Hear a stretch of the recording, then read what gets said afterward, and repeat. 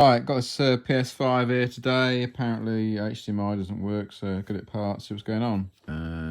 What in the hell is going on with this?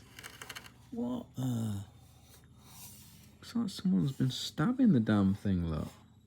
Check out all the dents in it. It's mental. Well, I don't think it's been opened by the amount of fluff in, so that's a good thing.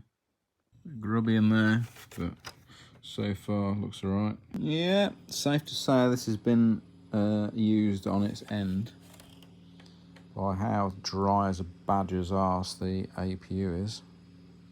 Looks like it's been chucked around a bit as well. You can see all the liquid metal literally all over the shot instead of like where it's supposed to be.